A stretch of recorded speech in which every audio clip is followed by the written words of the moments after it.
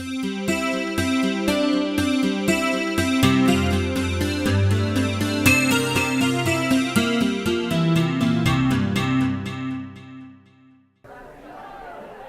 how are you all?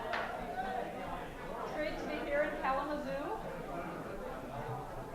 We just flew in from Heartland, and boy, are our arms tired. Just kidding. But we're here tonight for an evening of bit of music, bit of storytelling. We're going to talk a little bit about each of our books and tell you a little bit about how they happened and read you a few little extracts and things, and hope you enjoy that. And there might be a bit more music and maybe a song. But we wanted to thank Karen Santa Maria from the Kalamazoo Public Library for putting us on tonight. And everybody at the library who's worked hard to make this happen. It's great. We want to thank our ad hoc sound man, Brad, who set us up. And of course, Jamie from O'Duffy's here. Thanks, Jamie. Thanks, Jamie. So Paddy usually begins and tells you a little bit about his memoir, and then we'll turn to murder and talk about the Book of Killowen. But are you ready, Paddy? Yeah. All right. And we like to sort of keep it loose, kind of house party atmosphere, so if you have any questions, or we welcome oohs and ahs at scary parts of the story, things like that. What else was I going to say? I don't know. And if anybody feels like dancing, Paddy usually tells a little bit about a house dance that they had. And so if anybody wants to do a half set or something here on the floor to demonstrate, that would be perfectly acceptable. So.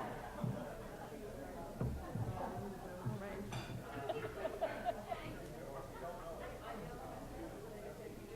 That's on.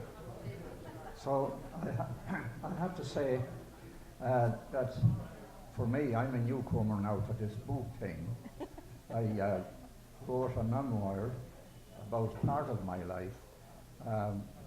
About 3 or 4 years ago, I decided that I'd try it out and see what it was like for the experience of writing, because Erin here, my wife, has been doing it for several years, and I always marveled at how she would come up with so many words that made a book with 350 or odd pages. But for me, I've always been an Irish traditional musician. I got my first musical instrument when I was about 8 or 9 years old, and from there I graduated to the accordion. The first instrument was a mouth organ, so I was playing that for years, and then came along the accordion, and I became a slave to it for 50 odd years, I suppose, or more. And anyway, I've been making my living, or trying to make my living, over here in the United States, playing music with other guys as a trio, and I've been just about all over Michigan, played everywhere in this state in particular. Including Kalamazoo? Including Kalamazoo and so forth. So that's what I've been doing until I wrote this book a few years ago. So I'm going to read a short bit about the day a peddler showed up at our house. One of these rambling salesmen, with a donkey and cart. And anyway, my mother bought for me my first musical instrument. I'll be reading about that. And then it's not a long story. Into it goes another story about a house dance we had in our house. You see, I was raised, myself and my 4 sisters, in a thatched cabin out in the country with no electricity or running water or anything, and very primitive circumstances. But at the same time, I think, looking back, they were the best years of my life as far as entertainment goes, and that entertainment was usually around the Hart fire, where we'd sit and talk to people. People would come in, ramblers, from around the countryside, and they would tell stories, and it was all conversation of all sorts about ghosts and banshees and criticising the neighbours and putting nicknames on people, and it was just great fun altogether. And there's over 60 stories about this kind of, I suppose, that kind of atmosphere and that kind of social life as I knew it in this book here. So this story here is called Hairpins and Combs. It's about the peddler. It was early spring in 1953 when I was sent outside in search of sticks, or firing as my father would say. This was firewood that had to be gathered and brought home to our kitchen to dry by the fire. Much of it was small twigs, which were very useful for kindling and of enormous help in starting a fire. It was usually my job to keep my father supplied with enough of this firing, and any neglect of my duty meant an uncomfortable scolding. One afternoon, when returning with an armful of kindling, I spotted a black donkey and cart outside our gate. The cart had no sideboards. A sackful of something lay near its tail end, and several implements for farm work lay on the floor of the cart. Pitchforks, spades, shovels, and iron picks, with their separate handles made of ash. The man in charge was tying his donkey to our iron gate beside the road. Going back behind his cart, he unloaded a sackful of curios and hoisted it onto his shoulder. As I neared the door of our house, I saw that he had beaten me to it and was already talking to my mother. "Well, Jim," she said, "come in and let's see what you have." I followed him inside and put my own load in the corner by the fire. He unloaded his sack onto the cement floor and, opening its neck, revealed a bunch of articles I recognized as mouse traps, spools of thread and rat traps.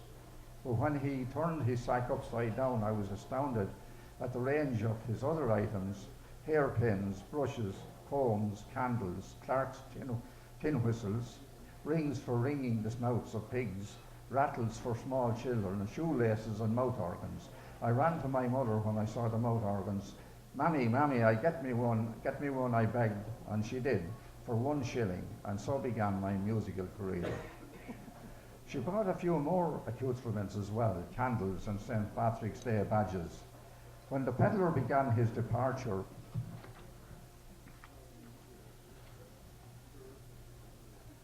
I saw that he was a tall, lanky man wearing a pig cap and long grey tweed topcoat. Some of the buttons were missing, and it was held together at the waist by binding twine instead of a belt. He had a hooked nose and small dark eyes, almost like an eel. His Adam's apple stuck out, and his hands had very long fingernails, which my mother liked because this suggested he had an even temper, one of the many old wives' tales of which my mother had a store. She was later put on the defensive regarding the length of the peddler's nails after he untied his donkey and climbed onto the front of the cart. With the reins in each hand, he gave them a short tug. "Get up there, Bosco," he shouted at the donkey. The donkey stood motionless. The peddler roared and shouted, get up. But Bosco the donkey stood still. Jim the peddler reached behind him and grabbed the pick handle. "Now," he says, "see what you think of this, you miserable bag of fucking glue." He began beating the donkey's rump and was beginning to sweat himself into a frenzy when my mother came running up to the gate. Stop, she yelled. "Jim, I'm surprised at you. This is cruelty. Stop it." She had a basin full of chopped turnips, which she was preparing for dinner. "Let me try a little bit of kindness. It goes a long way." She stepped outside the gate and pushed the basin of turnips under the donkey's mouth. I was standing nearby and began testing the mouth organ, hooting it and running it back and forth against my mouth. Bosco was probing at the turnips, but then he turned his head in my direction and his ears stood to attention. In 2 seconds he plunged forward, and jerking the cart up the small hill, he started to run. The peddler's cap tumbled from his head when he was suddenly pulled forward. I was still puffing at my mouth organ, a 10-year-old boy who didn't know that his music had frightened the dumb animal out of its wits. I continued to blow into my instrument, and walking up onto the roadside, I was just in time to see the donkey and cart disappear around a turn in the road. That was the last I ever saw of them. It was a story that was told over and over in front of many a heart in our locality. The following winter, we hosted a house dance and invited 2 accordion players and a fiddler to provide some music. My father said he would beat his tambourine.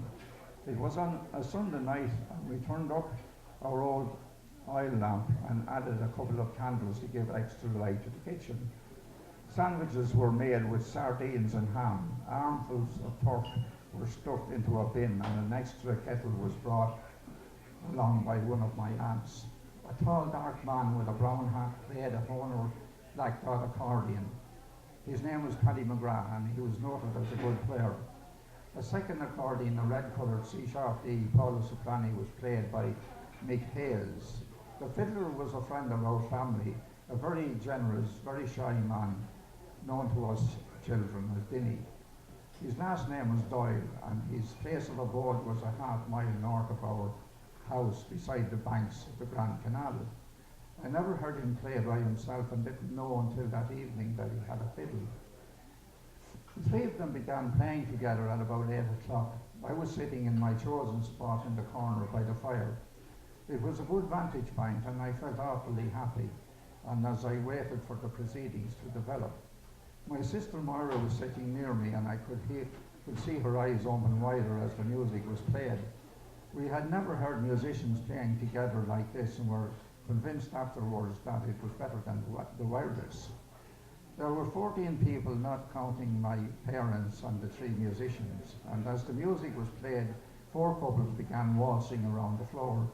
My sister and I were watching our aunts and their men laughing and joking.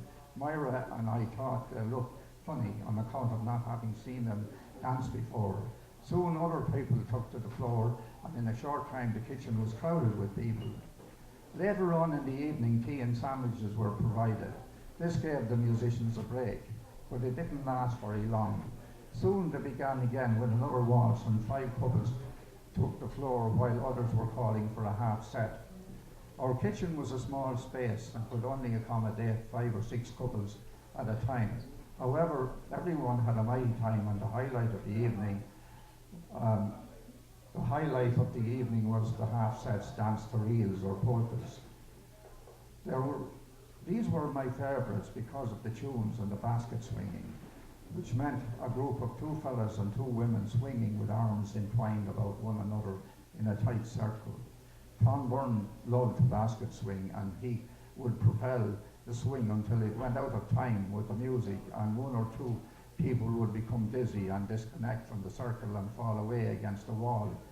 Tom himself lost his balance and fell against the dresser, almost knocking over a number of my mother's wedding plates. When the music stopped, my father told everyone to keep calm and to desist from any unnecessary basket swinging during the sets.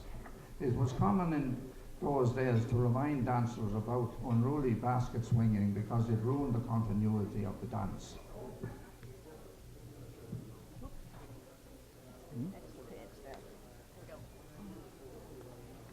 Okay, when it got out of hand, women would scream and lose their footing on the floor and would be lifted and left hanging out of the bunch as it spun around and around. It reminded me of the swinging chairs at a visiting carnival, which also produced high-pitched screams from young ladies.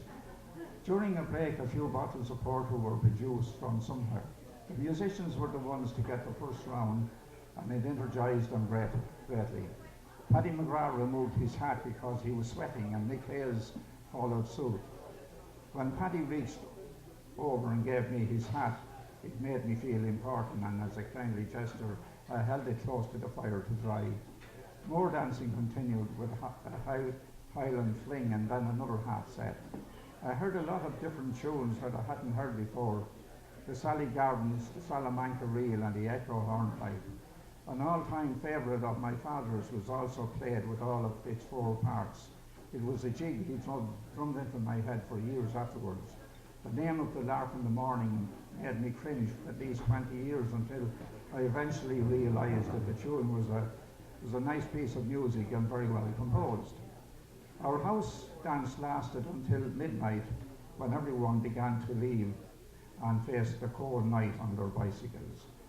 My sister and I had been escorted to bed an hour or so beforehand. I remember our mother tucking us in and reminding us to go to sleep. Meanwhile, the music carried on, and we could easily hear it through the wall between us and the kitchen. It was long after midnight when we finally fell asleep. Thank you. Want to play another tune? It'd be nice to have another tune. No, you go ahead now. All right. It always. Oops. Did you switch it off? I just turned it. Okay. Put it on.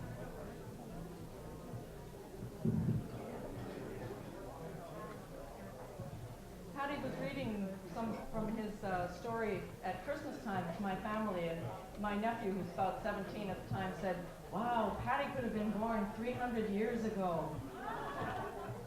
which of course he loved to hear. But it really is true. You know, he grew up in this place where storytelling and sitting by the fire and chatting with the neighbors was the entertainment of the time. There was no TV, there was no radio, there were no cars. People just rode their bicycles everywhere. And so, also, just hearing Paddy's stories over the years and reading this book, I started to think about the oral tradition in Ireland and how the music is passed down, how the stories and all the lore was passed down. And I'm very interested in that sort of a magical way of transmitting things through generations, year after year. And it's the way that things sort of happen in my stories as well. They're all based on stories that I heard from people about real finds in the bog. And lately I've become very interested also in the transition between the oral culture and the written culture, because both of them are very strong in Ireland. They had not only big stories that were told over generations, but they also had monks who started to write things down in the 8th, 9th, 10th, and 11th centuries. And all of the stories we have of Finn McCool and all of the Irish heroes and battles and monsters and things were written down by the monks because they thought it was important to preserve those things. Even though sometimes they would write at the margins, "This is nothing but pagan rubbish," they would write it down anyway, you know? So I'm interested in the transition between the spoken word and the written word in Ireland and in storytelling and music in particular. So all of my books are based on things that really turned up in Irish bogs. When I was visiting friends in Ireland in 1986, I had just been reading a book of poems by Seamus Heaney, and there's some wonderful lines in the poem, Bogland.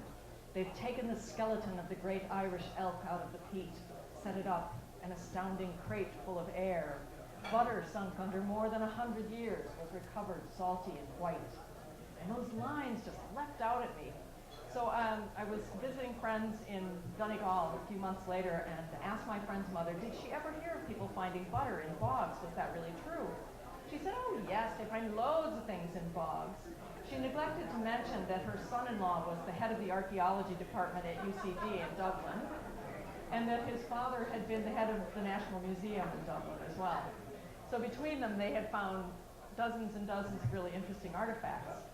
So she started to tell me, "Oh yes, they found a wooden practice sword from the Middle Ages, and they sent it over to the British Museum for conservation, and it came back a toothpick." Dire stories about wooden roads from 2,000 years ago, birch logs that were buried in the bog for 2,000 years and were still intact, and the bark was still there and it was still white. And this is all true, you know? Then she started to tell me about two brothers who were cutting turf in the west of Ireland, who came across the perfectly preserved, severed head of a beautiful red-haired girl. And I kept a journal while I was traveling at that time, and it says, "Thinking of writing a novel about a red-haired girl whose head is found in a bog." And it says, "Maybe a movie." I was ambitious. I had never written anything except that journal, but that really got me thinking about this story of this red-haired girl. Who was she? What was she doing in the bog? And why was it only her head? Where was the rest of her? And all of these questions plagued me for years and years, until I finally realized I would have to make something up. Nobody really knew, and I would have to give that girl a story because she really, really, really needed to have her story told. So that became Haunted Ground, which is the first book. And I sent off the first 50 pages to an agent, and she said, "This is a series, right?" And I said, "Yes."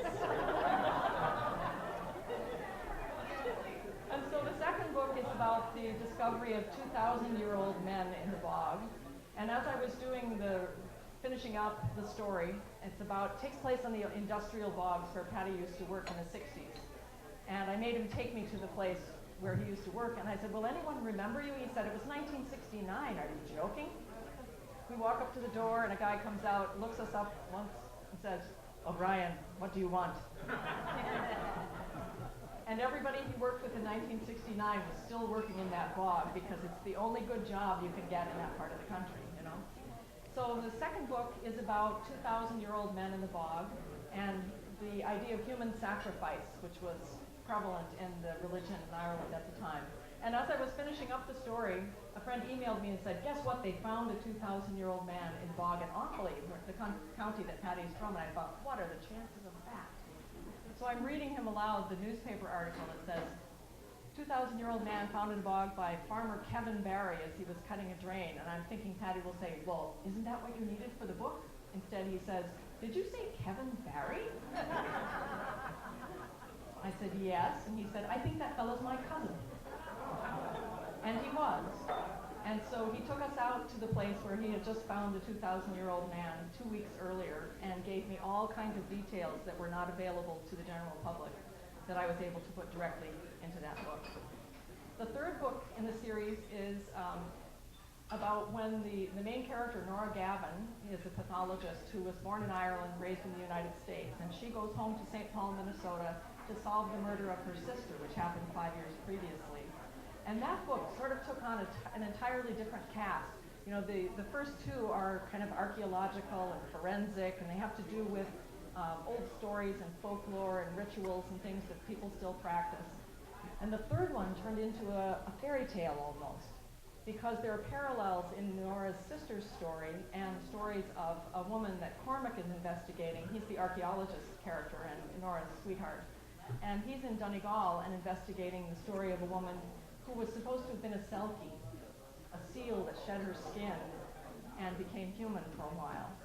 And both of these women, people begin to suspect were done in by their husbands. So there's a parallel between those two stories. So it has to do with shape-shifting and identity and domestic violence and things like that. But I was inspired to write the book of Killowen, which is the fourth in the series, and Cormac and Nora are the characters who continue throughout, even though they're in a different place and they dip into a different period in history in each one. But every time something turns up in a blog, I get like 100 emails and Facebook messages, and did you hear about this? And so it's great, people are keeping me informed. But somebody sent me a message, did you hear about the book? And in a bog in northwest Tipperary, in the summer of 2006, a guy called Eddie Fogarty was using a big cutting machine, and he was cutting these big blocks of peat that they were going to grind up and use for peat moss for gardening. And as he's going down the wall of this drain and cutting these big blocks of peat, something dropped out under the block of peat. So he jumped down to see what it was, and it turned out to be an open book from the 9th century. 1,000 years in the bog. And the way that they knew what it was that it was open to a certain page, and they could read the Latin inscription of about 3 lines there. And one particular line said, "In vale lacrimero," in the vale of tears. And if you Google that, it turns up Psalm 83. So they knew it was a book of Psalms from the 9th century. And they could open it to certain pages, and they could see that it was illuminated. So they called the National Museum and said, "We think we found something like the Book of Kells." And it really was. It had all these fancy letters and capitals and carpet pages, which are the fancy pages with all the designs on them and everything. And of course, the National Museum people were just out of their minds with excitement because nothing like this had ever been found in an Irish bog. So they took it back to Dublin, and they did 2.5 years of conservation. You can now see a few pages from it in the National Museum. And they have all kinds of things about monks and scribes and their writings and things. It's a big new exhibit that they have. It's really wonderful. I recommend it. But of course, an evil mystery writer is thinking, I'm thinking back to the time that I was at the conservation lab at the Commons Barracks in Dublin. And the very day that I was there, something had just been brought in from a bog in Tipperary. And I have a photograph of the technician picking the wet peat off of it and spraying it with water and everything. And it turned out to be a leather bag, a satchel about this big. And come to find out, after the book was discovered, it had come from the same bog, only a few yards away from where the book turned up 7 years later. So the archaeologists won't say that there is a definite connection between the book and the satchel, but satchels were what the monks used to carry and store their books. They didn't use shelves. They would hang the book in a satchel and hang it on a peg on the wall to preserve it, and also presumably so that when the Vikings showed up to raid them, they could pull the satchel off the wall and save the books. So I'm thinking, all right, they found the book, they found the satchel. Where's the guy who was carrying the book in the satchel? And I think they've continued digging in that bog. I haven't heard of them coming across anybody in that particular bog. It could still happen, you never know. But I'm a fiction writer. I can make these things up, so I did. So the opening of the Book of Killowen, the modern part, there's a guy cutting a drain in a bog, and he comes across a car that someone has buried, entirely buried in a bog. And that's based on a true story as well, about a guy who didn't have insurance, and he thought he'd get rid of the evidence to bury the car in the bog. And I have him digging, and he pops open the trunk of this car accidentally, and inside the trunk of the car is a man from the 9th century. And all of my writers group said, wait a minute, how did the guy from the 9th century get in the trunk of a car? I said, I don't know, I have to write the book to find out. Just that scene comes to you, and then you have to figure out how did it actually happen. So that's the way the Book of Killowen begins. And the first chapter is actually set in the 9th century, and it's my supposition about how the book ended up in the bog. Shall I read you a little bit from that?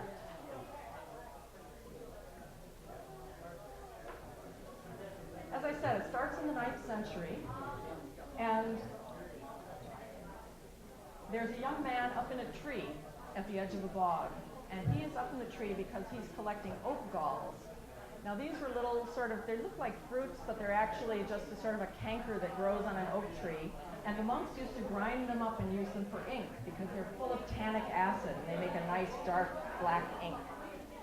So he's collecting oak galls, and well, the thing about the tannic acid in the oak galls is, in this book that they discovered, the places where the letters were written on the calfskin page, the vellum was preserved, and where the letters weren't, the vellum turned into a kind of gelatin. So there were places where they had kind of alphabet soup or alphabet jello with all of these free-floating letters, and the guy, the conservator, had to go through with the tweezers and pick out all of these freestanding letters, free-floating letters, and save as many as he could. So I'm just imagining the magic of that tannic acid in the oak gall. And so it had begun that night 27 years ago, his apprenticeship as a scribe. His protector, the visiting scholar, had eventually left them, but not without exacting a promise from the abbot that he would be brought up in the way of scribes. At first the monks resented him, a mere boy plucked from the mud at the scullery door, but none would deny his growing skill. At the beginning they'd allowed him only to gather the gall nuts for their ink. When he'd proved himself adept at that task, they had shown him how to crush the galls with mortar and pestle, then soak them in wine to extract the essence. They'd taught him how to boil that essence down and mix it with gum arabic and vitriol to make a strong black ink, how to mix copper ash for purple, white flake for red, hawthorn berries and eel gall for yellow. In 7 years they had taught him nearly everything contained in their book of secrets, and he had learned it well. He had shown himself so diligent in the study of inks and ink making that the monks began to teach him how to cure and stretch the calfskin for vellum, how to measure and mark pages for a gathering. Still not satisfied, he begged to be allowed to take up the pen, to write. And that was when he had truly surprised them all. For the act of writing stilled his tongue, his hands. He never once shouted or touched his head while copying. At the lettering, no hand was steadier. What magic was there in word-making that kept him steady? God was with him then, the monks said. It was sacred, that moment, mind and hand together distilling thoughts into words. How could any human creature know greater joy? It was only when he laid down the quill that the fits came upon him again. When they taught him to read, how he had pored over the precious gatherings, breaking the rules and burning a lamp into the wee hours to soak up all he could, his soul burning like his illicit flame with a desire to know. Owen had begun to understand that he had suffered all these years from a serpent of words, too many for his heart and mind to contain, so they kept spilling out of him. In principio erat verbum, the scripture said. In the beginning was the Word, and the Word was with God, and the Word was God. Then his master, the scholar, had returned and taken him abroad to the Frankish court, where they had worked for nearly 20 years, translating and creating new thoughts from old, the master reciting great strings of words, Owen diligently writing them down. At the start of all that, he had previously made only faithful copies. This work in which the master was engaged was something new, connecting his own fleeting thoughts to concrete words, and not only that, but also creating in their arrangement an object of profound beauty, like a spider spinning a web. 3 months ago, he and the master had set out upon this pilgrimage from Lyon back to Erin, the place of their birth. Owen did not know the master's reason for this journey. When he asked, his master replied only, "Even wild creatures return to the places whence they've come." 2 nights ago, they had lodged at the monastery not far from here, where he and the master had met, where he had learned the secrets of the scribes. Owen looked down from his perch in the tree at the master, still sunning himself by the edge of a bog pool.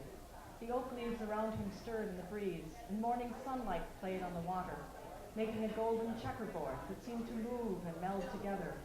And Owen was filled with such an unaccustomed feeling of well-being, his mind combining the contours of the oak leaf with the glinting ripples, all part of the unfolding mysteries of vita aeternum. And he knew exactly what sorts of embellishments he would try out on the pages his master would dictate today. They would argue, and Owen would ask questions.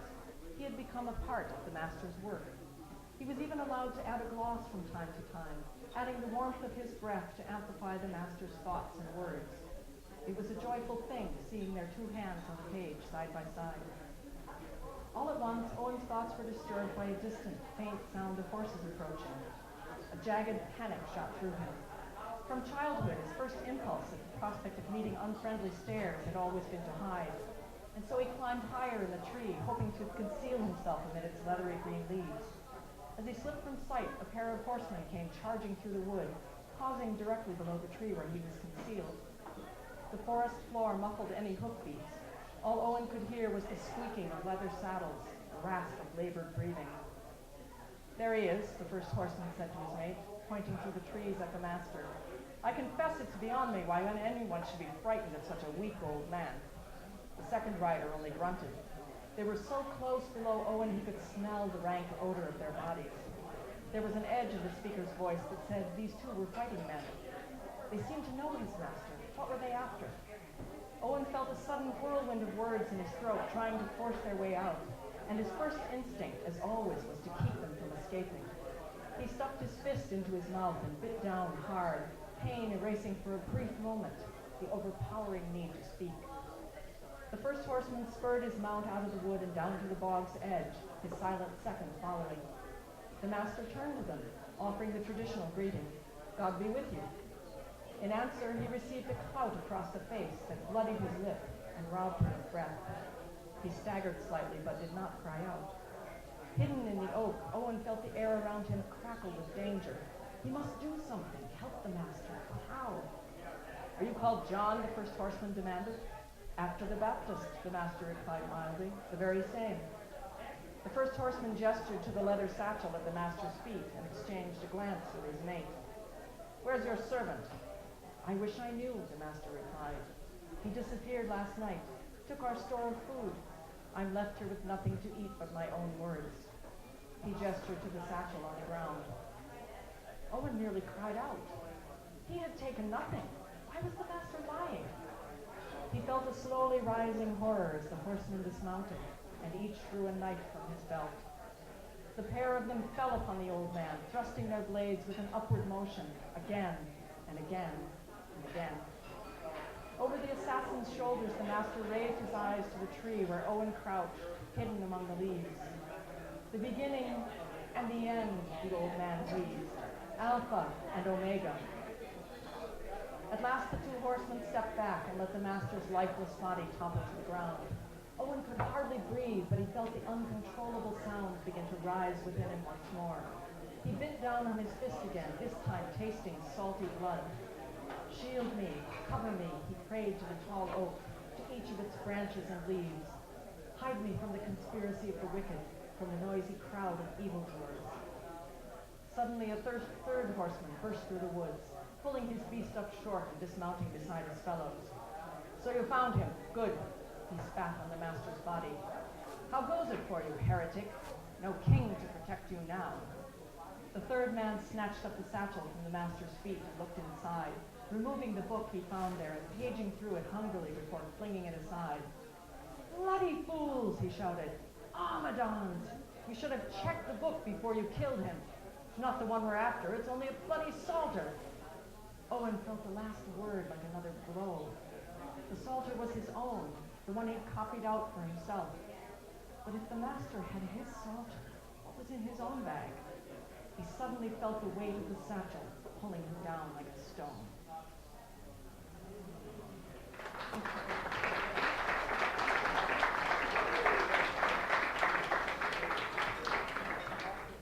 So poor Owen is stuck in the tree, and the two men drag the master's body out to the bog and fling him into the bog pool, and they fling in the book and the satchel after him. That's my theory, anyway. So the modern part of the story then takes up from there when the 9th century man turns up in the bog. And so the people in the story are staying at this organic farm and artist retreat that used to be a monastery. So the people at this place are doing all of the kinds of arts and crafts and building and artwork and things that the monks would have been doing 1,000 years ago. There's a calligrapher who works there. There's a stonemason. There's someone who makes calfskin for vellum. They make all of their own inks out of the old natural materials, ground up ores and metals, and they use, as I said, the gallbladders of eels for yellow ink, and they would bind their inks and pigments with egg whites and egg yolks, just like the ancient monks did in the old days. So there are a lot of people sort of carrying on these traditions. There are also cheesemakers, because the farm that I visited as the model for this place had cheesemakers next door. I thought I have to have cheese in this book too. So anyway, Cormac and Nora are called out to the bog where the 9th century man turns up, and then, as it turns out, he is not alone. Nora finds someone else in the trunk with him, and it's a man who was killed only a couple of months ago. He's been missing only for a couple of months. And his wife is an artist who often stays at this farm at artist retreat. So, of course, she becomes a suspect, and her young boyfriend becomes a suspect as well. And so do all of the people at the farm. And it only occurred to me after I was finished with the story that all of the relationships in this book are like one of the pages from the Book of Kells or the Book of Durrell. All of the interlaced patterns and the knotwork designs, all of the characters have these connections that we sometimes know about, sometimes don't know about, sometimes they're secret. And it looks like one of those pages if you were to put connections between all of the characters. Anything else you want to say? Anything else you would like to say? Or Well, is there any questions? Yeah. We would love to answer any questions if you have any questions, or sometimes also we end with a song because, you know, in the sessions, music sessions in Ireland, there's usually a lot of fast music, dance music, jigs and reels played all night, and everybody's all worn out and sweaty by the end of the evening. And that's when they might ask somebody to sing a song because it's a chance for everybody to sort of relax. So I was going to finish off with a little bit of a song for you, a traditional parting song called Here's a Hell. Very good. Kind friends and companions, come join me in rhyme. Come lift up your voices in chorus with mine. Let's drink and be merry, all grief to refrain. For we may and might never all meet here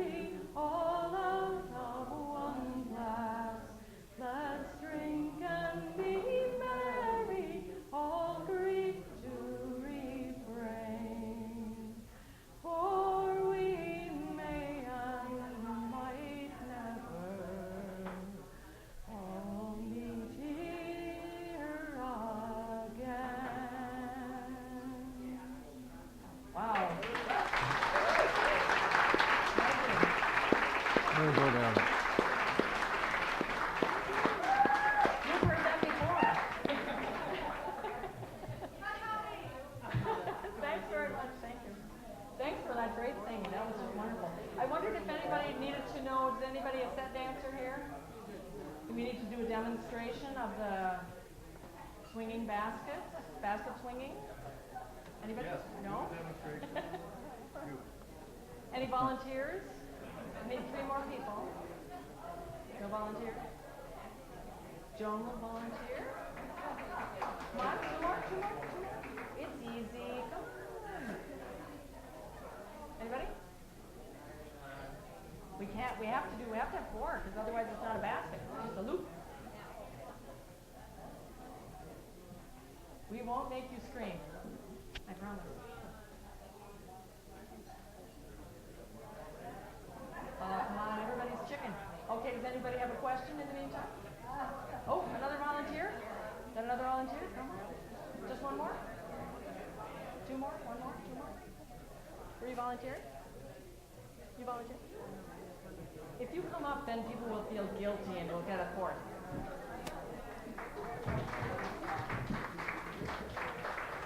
I think this is our biggest spot here.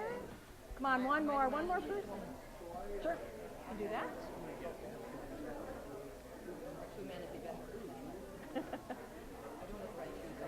Oh, I know. Well, we're only going to do the basket. We're not really going to do the whole set.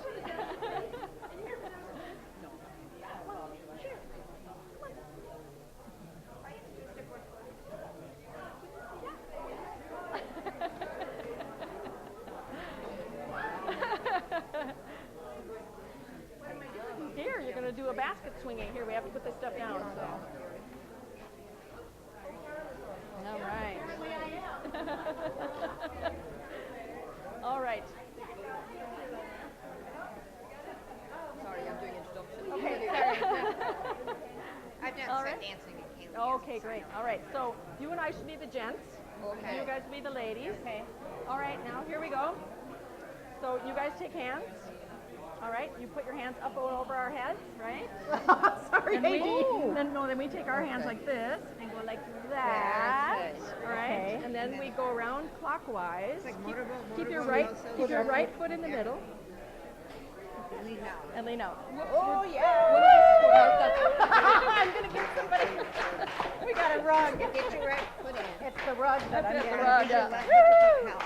And then back to get the centrifugal force. There we go. Woo! Woo! Ah! All against the wall. Okay, that's it. Thank you very much. Thank you. Woo! Then stand up straight.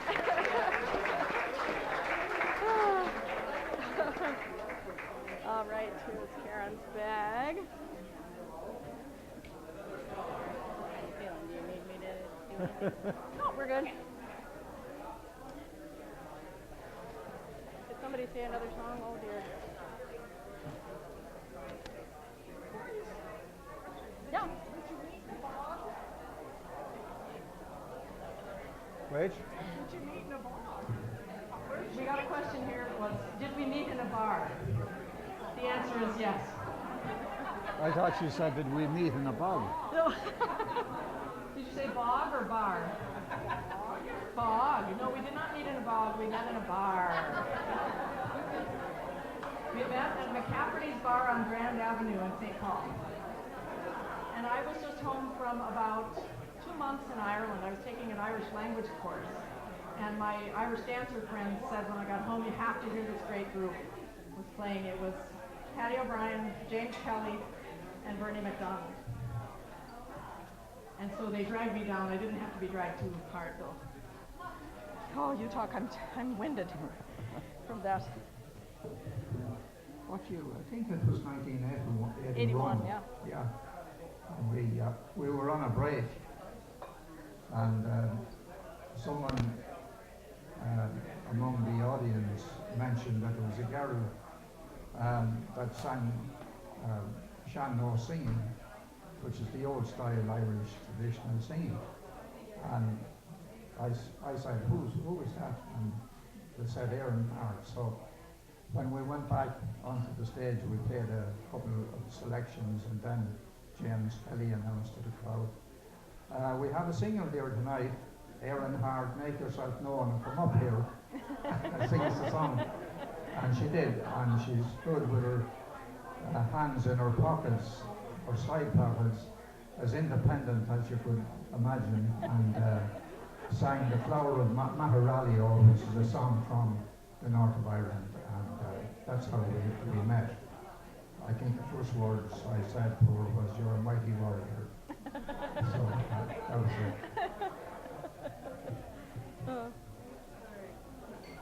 Anybody else have a question or?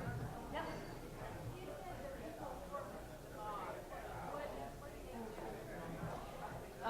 When Paddy was growing up, people would cut turf for fuel.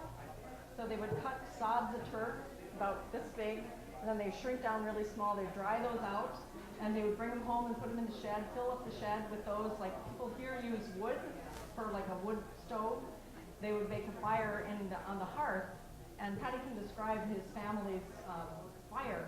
But your whole life revolved around getting the turf, saving the turf, bringing the turf home, because you did everything with it. Even recently, in his parents' house that they last lived in, they had a cook stove, and they used turf to fire that. And they cooked on that. It was connected to the hot water spigots for the kitchen and the bathroom. So if you wanted any hot water in the house, you had the turf fire going all the time. It was connected to the radiators. They had radiators in the house, but they were connected to the piping from the turf fire. So again, still, your whole life revolved around getting and saving the turf. But do you want to describe the heart that you had as a kid? The what? The heart. The heart is really it's almost like a campfire. The only difference is it's inside in the house, and it's up against the wall right under the chimney. And there's no grate or anything. It's right on the floor. Or mantelpiece or anything.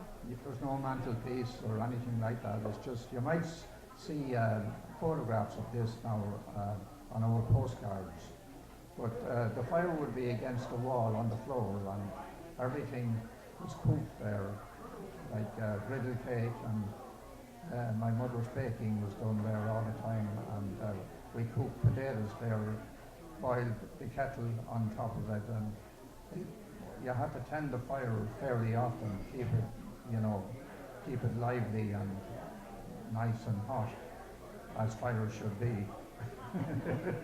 But anyway, it's the area of all the activity and the old thatch houses being around the fire, cooking and talking and sitting down.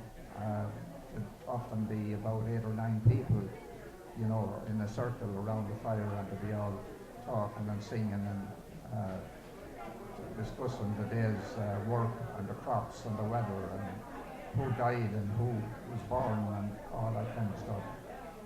So it was the social centre of the old thatch cottages in those days, and I still have strong memories of sitting there. And we used to get chilblains. Did you ever hear of anybody with chilblains?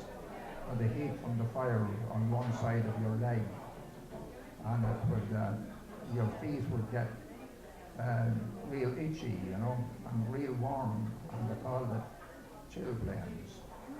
And the only way to try and relieve yourself is to get a basin full of cold water and put your feet into the cold water. This would happen very often if you're sitting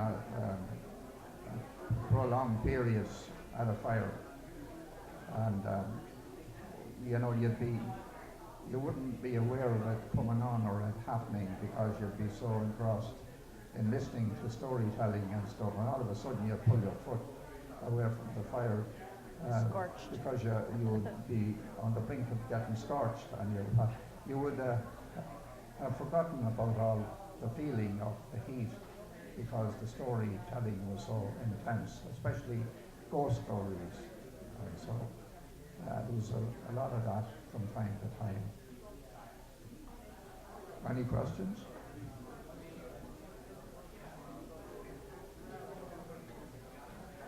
Yes?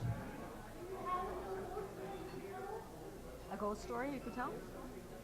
Well, there is a ghost story in my memoir, and it's about 2 brothers that inherited a farm, and there was a slated roofed house on the edge of the farm, also beside the roadside, and the house was supposed to be haunted. And of course, these guys didn't believe in ghosts or anything like that. And the younger member, he'd be about 21 years old. Um, he was told by his parents and his eldest brother that he could have the farm, that nobody would contest his having to run it and own it. And so he brought some furniture to this empty house and a bed and all that stuff and settled down that night in the bed to have a sleep after a hard day's work. And about a little after midnight, he heard the door of the bedroom door creaking, and he ignored it for a second or two, and then he looked, and he saw this tall shadow coming in to the room. And it looked like it was a tall man, much like Abe Lincoln, but it was a dark shadow, and it had this pipe stove hat. And this thing came in slowly. Of course, your man Martin jumped out of the bed, and he was scared. And he says, "Who's that?" And the ghost said, "Those who are to be born will take the unhappiness away from me." And he kept moving towards the young fella, The young fella was petrified. He didn't even bother to grab his clothes. He ran outside, and he got his bicycle and he went home and he told everybody about it. And of course they laughed at him. And he swore he'd never go back there again. His elder brother decided to take over and he would run the farm and sleep in the house. So he said he wasn't afraid of any effing ghosts and so forth. He was as brave as you could imagine. And anyway, he settled down a couple of nights later in the bedroom, and the ghost appeared again, this dark, and it spoke, and told him to get out. And the elder brother thought it might have been somebody playing a prank on him, So he got out of the bed. He left his clothes on so as he would be prepared in case anything happened. Got out of the bed and approached this shadow, and apparently it pushed him back, and he thought it was a human being, so he got into a fight with the ghost, and it lasted quite a while. When he didn't show up the next day at home, some of the neighbours went to see what was going on, and they found him beside the bed, and he was in bad shape. He had some bones broken, and he was taken to hospital. And to cut the story short, he ended up in a wheelchair. And I used to see him going to church, on Sundays. This guy, he was an old man at the time. And they told me this story, that why he ended up in the wheelchair, because he had a fight with a ghost, or a spirit, whatever you might call it. So it's supposed to be a true story. So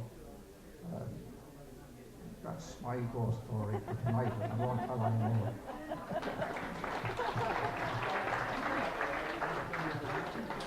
And Paddy tells in the book too, his mother, was it your mother who saw the banshee? Heard the banshee. Heard the banshee wailing for the death of someone nearby. Her uncle had died. And her uncle had died, and there were other people as well, so he tells a bit about the banshee in this as well. And there's another story about the barber who was trying to find his way home after giving somebody a haircut. He would travel around and cut people's hair in their houses. And he was traveling home from a job one evening and thought he would take a shortcut across a field. He'd been through it many times and knew there was an opening in the wall at the other side. And he got into this field and he could not find his way out. And he had to spend the night in the field. This is what they call going astray. The little people get hold of you and they lead you around. And that's what happened to him. And he swore that he knew the way through that field and he just couldn't find his way out. And he was sober.